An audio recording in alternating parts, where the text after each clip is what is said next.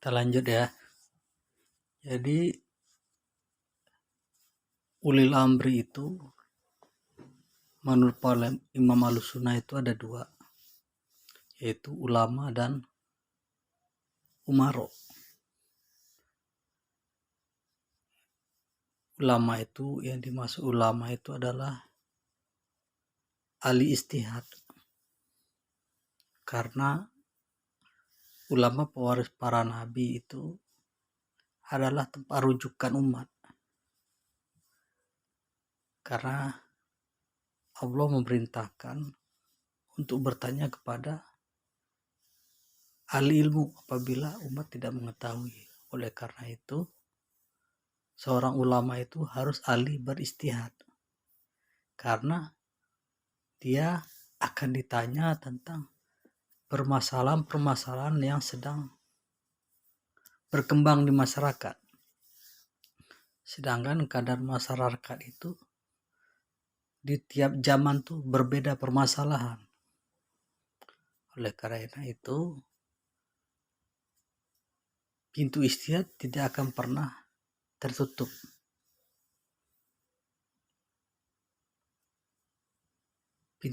Yang dimaksud oleh ulama pintu istihad tertutup itu hanya dalam perkara fikih ibadah, karena faktanya seluruh permasalahan fikih ibadah itu semuanya sudah dibahas oleh para ulama dari 4 mazhab. Tidak ada satu permasalahan fikih ibadah melainkan pastilah sudah dibahas oleh para ulama 4 mazhab. Paling untuk yang generasi sekarang ini hanya bisa mengambil pendapat yang menurutnya lebih kuat, hanya itu aja, tapi itu bukanlah pendapat baru. Nah, beda halnya dengan perkara muamalah. Fikih muamalah ini terus berkembang. Di setiap masa itu akan ada permasalahan yang belum pernah dibahas oleh ulama terdahulu. Ya, untuk di zaman sekarang kita ambil contoh hukum seperti rokok, atau hukum pemilu, atau hukum alkohol. Itu di zaman-zaman para ulama terdahulu itu belum ada. Itu baru ada di zaman sekarang.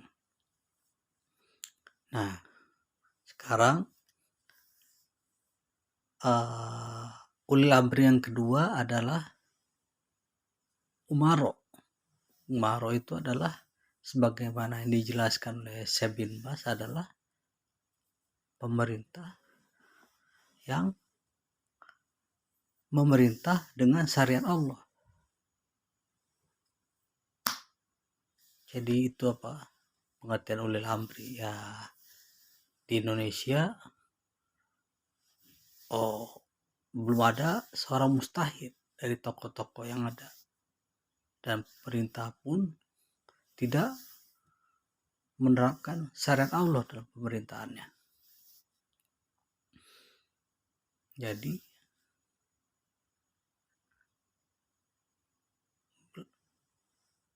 di Indonesia ini memang tidak ada ulil amri.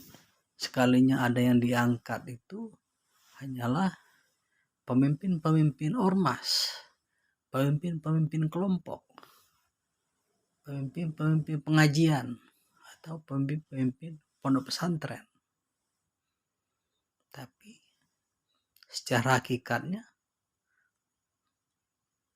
belum ada satupun yang bisa dijadikan sebagai ulil amri dalam perkara agama, tempat rujukan, tempat mufti, tempat rujukan fatwa, tempat umat bertanya. Karena memang belum ada satupun ustadz, kiai, habib, dan buya-buya di Indonesia yang sudah setara, yang ahli beristihad ataupun setara mustahid, yang bisa disebut sebagai mustahid. Belum ada. Jadi memang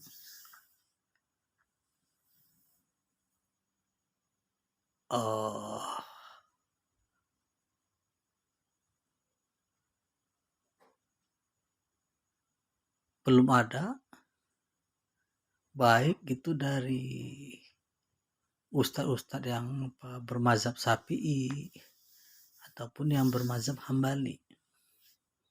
Kita ambil contoh kayak seperti Ustadz Yazid Jawas, Ustadz Hakim Abdad,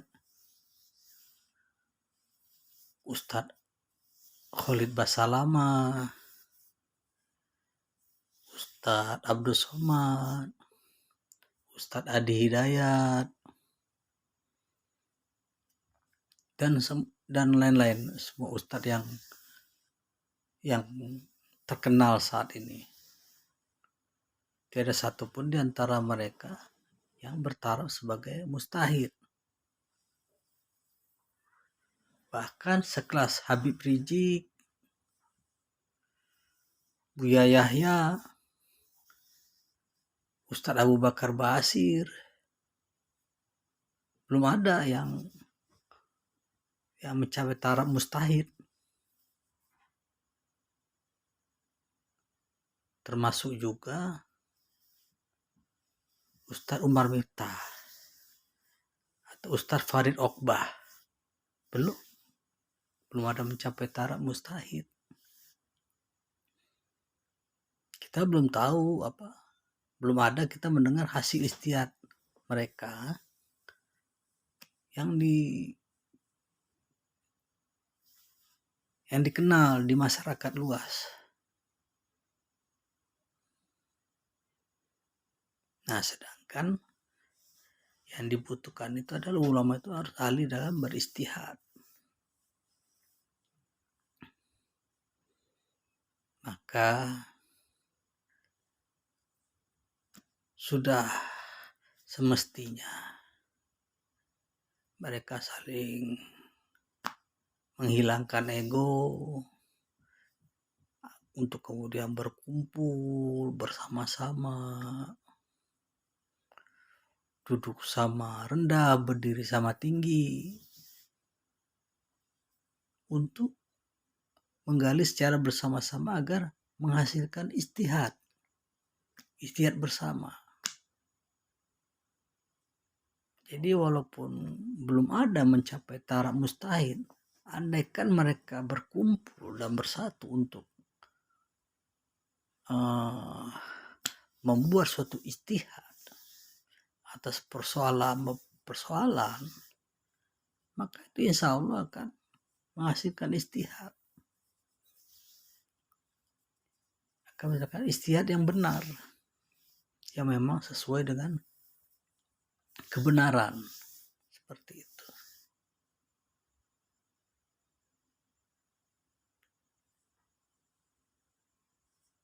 Itu kurang lebihnya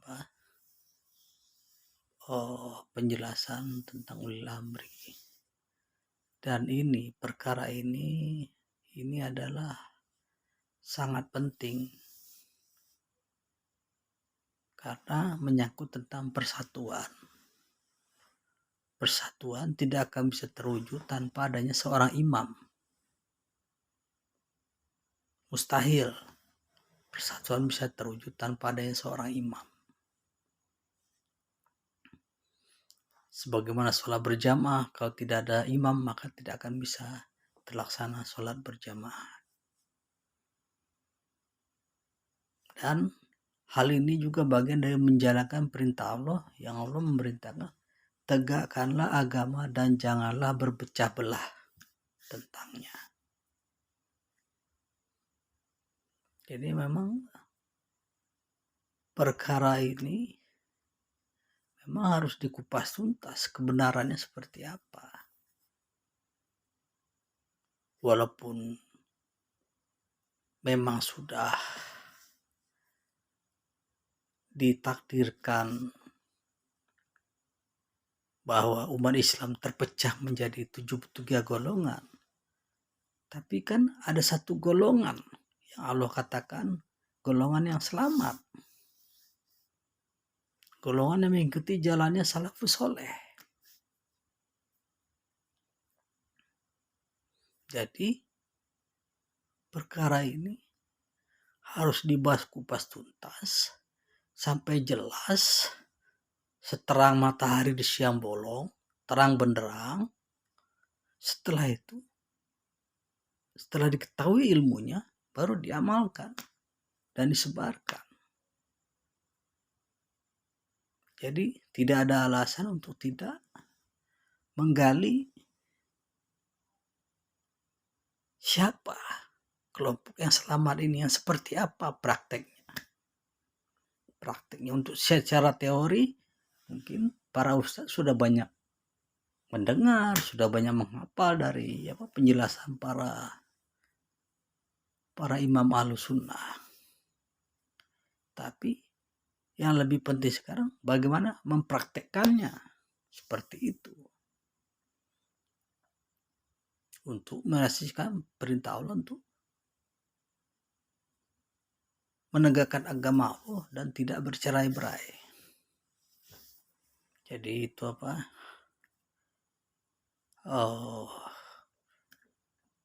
bagi ustadz-ustadz yang mencari kebenaran, ini adalah jalannya. Inilah al-jamaah, prakteknya seperti itu. Seperti yang saya jelaskan kemarin. Prakteknya adalah membuat satu majelis muzakarah. Berdasarkan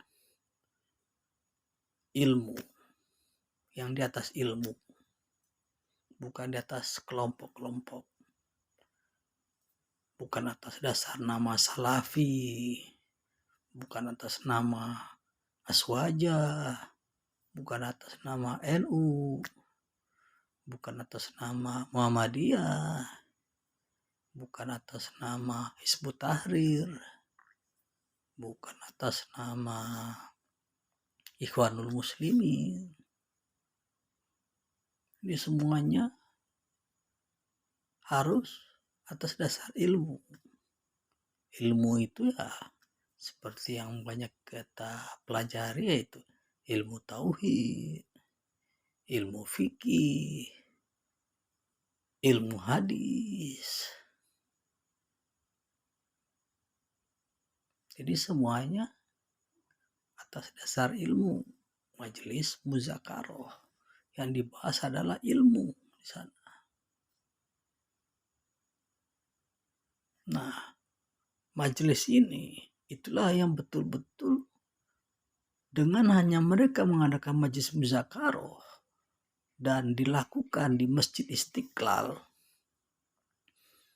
dan dilakukan secara terbuka di mana masyarakat bisa melihat, masyarakat bisa menonton ataupun bisa diliput di TV sebagaimana rapat-rapat anggota dewan, sebagaimana rapat-rapat anggota DPR MPR. Nah, tapi ini di bidang pembahasan fikih, hadis, akidah, tauhid, seperti itu. Jadi dengan adanya semua ahli hadis, ahli fikih, ahli tauhid itu berkumpul dalam satu majelis dan saling berargumen, itu secara tidak langsung akan mencerdaskan masyarakat. Ini jauh lebih mencerdaskan ketimbang dia masuk pesantren yang hanya diajarkan hafalan, menghafal. Karena di masyarakat ini yang lebih butuh itu pemahaman karena untuk diamalkan dalam sehari-hari. Karena praktek kehidupan. Bukan hanya sekedar teori, menghafal surat-surat, menghafal Al-Quran. Bukan hanya sekedar baca tajwid, tapi bagaimana ini dalam fikih muamalah, dalam bermasyarakat, berbangsa dan bernegara. Jadi itulah betapa pentingnya para ahli ilmu ini berkumpul dalam majelis muzakarah dengan wadah MUI yang sebagai wadah untuk mengadakannya.